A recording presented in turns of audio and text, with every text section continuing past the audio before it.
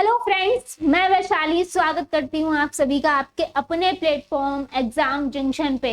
और यहाँ पर आप जैसा कि देख पा रहे हैं, उप सचिव जी का एक और बयान जो है यहाँ पर देखने को मिला है। कुछ समय पहले यहाँ पर जब धरना प्रदर्शन हो रहा था प्रयागराज में, उस समय पे उप सचिव जी जो है भीड़ में आए और उन्होंने आश्वासन दिलाया था कि जो आप लोगों की मांग है, जो बात है वो रखी जाएगी और बहुत जल्द जो है कैलेंडर जो है वो जारी होगा, यानी कि आपको कैलेंडर बहुत जल्द देखने को मिलेगा यहाँ पे सभी भर्तियों से रिलेटेड।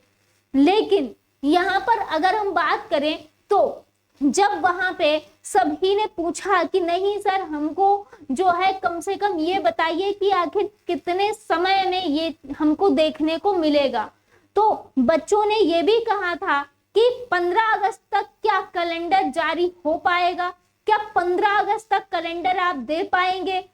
फिर उन्होंने कहा कि आपको दोबारा आने का मौका हम नहीं देंगे, यानी कि दोबारा आपको आना नहीं पड़ेगा।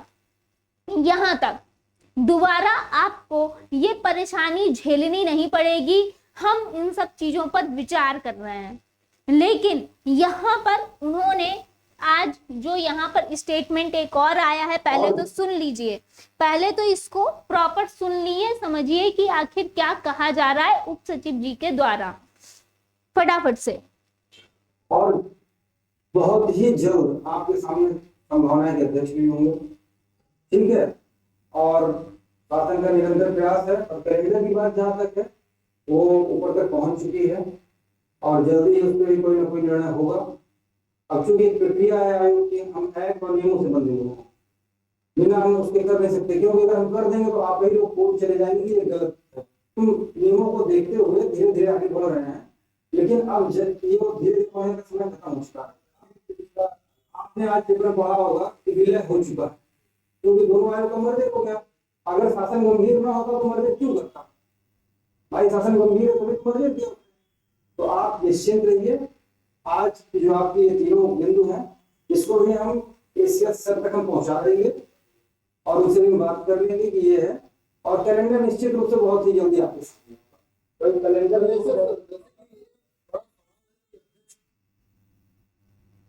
तो ये आपने देखा, यहाँ पर बात सुनी उप सचिव जी की कि जो कैलेंडर की बात पहले कही गई थी, अब यहाँ पर उप सचिव जी का कहना यह है कि एक प्रोसेस होता है और हम ऐसे ही जो है कोई भी बात नहीं रख सकते या कैलेंडर जारी अभी हम नहीं कर सकते।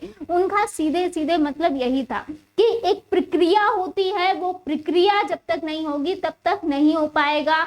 उन्होंने सीधे ये बात कही है, तो यानी कि अभी समय है। यहाँ पे फिर से वहीं पे हम खड़े हैं जहां पर पहले थे कि यहाँ पर लगातार जो है, यहाँ पर जो समय, यहाँ पर हम पहले देख रहे थे कि शिक्षा सेवा चयन आयोग बनेगा, कब गठित होगा, कब गठित होगा, कब गठित होगा, गठित हुआ लेकिन उसे कंप्लीट होने में अब समय लगेगा। कब समय लगेगा, यहाँ पे अध्यक्ष सचिव चुने जाने थे, लगातार इस पे जो है यहाँ पर जो है लगातार हमारा टाइम जा रहा है और यहाँ पे जो आयोग है वो कंप्लीट ही नहीं हो पा रहा है। यहाँ पे जैसा कि उप सचिव जी की बात आपने सुनी कि अगर हम एक्टिव नहीं होते, तो आपने अभी ये जो विलय की न्यूज सुनी है आयोग की, तो क्या यहाँ पे ये विलय की न्यूज आती, एक्टिव है इसीलिए आई है।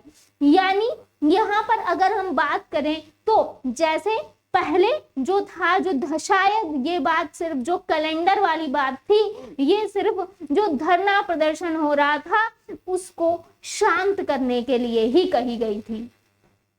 यहाँ पे कहा गया है कि हम देख रहे हैं, हम कर रहे हैं। एक तरफ शिक्षा मंत्री जी लगातार बयान दे देते हैं कि भैया हमारे जो है शिक्षक और विद्यार्थियों का अनुपात, समानुपात जो है वो सही है, इसलिए अभी हमें शिक्षकों की नीड ही नहीं है।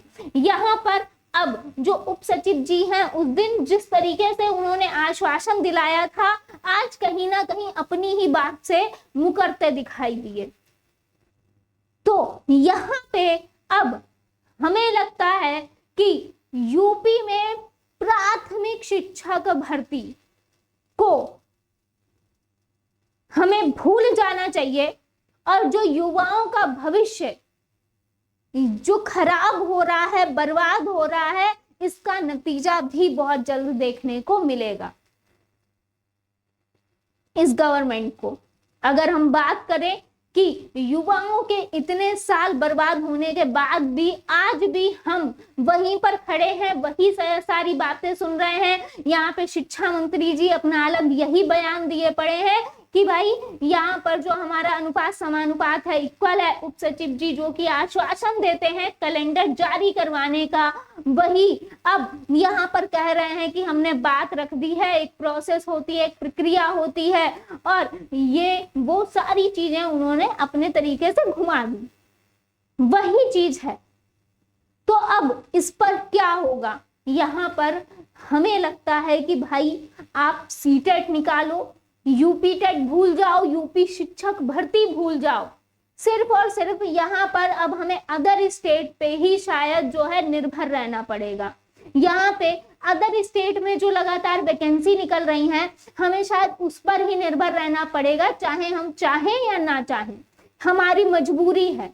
क्योंकि हमने यहाँ पर माँ बाप के सपनों को यहाँ पर जो है ध्वस्त होते देखा है, हमने माँ बाप का पैसा बर्बाद होते हुए देखा है, अपनी एनर्जी जो हम इतने टाइम से वेस्ट करते चले आ रहे हैं, लगातार सोच रहे हैं कि शायद इस बार शिक्षक भर्ती देखने को मिल जाएगी, शायद इस बार शिक्षक भर्ती देखने को मिल जाएगी, शायद चुनाव से पहले देखने को मिल जाएगी, शायद अब चुनाव के बाद जो हलचल हुई है उससे देखने को मिल जाएगी।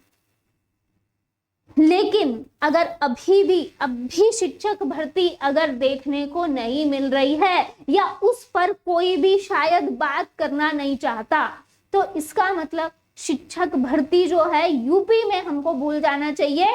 अदर स्टेट आप सीटेट क्वालिफाई करें, अदर स्टेट में जो अदर वैकेंसी है उनको आप अपने हाथ में लें। भले ही आप नेक्स्ट जो अगर हम बात करें अभी जितनी भी वैकेंसी आने वाली हैं यहाँ पर, जिसमें सीटेट यहाँ पर मांगा जाता है सभी में, क्योंकि सेंट्रल का एग्जाम है, तो आप शिक्षक भर्ती जो है उससे कहीं पर भी फिल कर सकते हैं।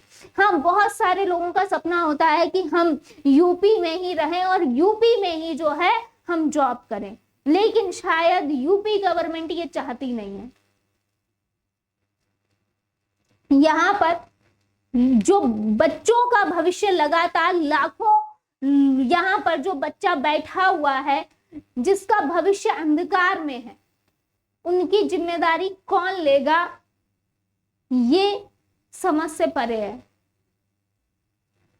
यहाँ पर लगातार जो है बयान दिए जाते हैं अलग अलग तरह से, लेकिन कोई भी शिक्षक भर्ती के बारे में बात नहीं करना चाहता।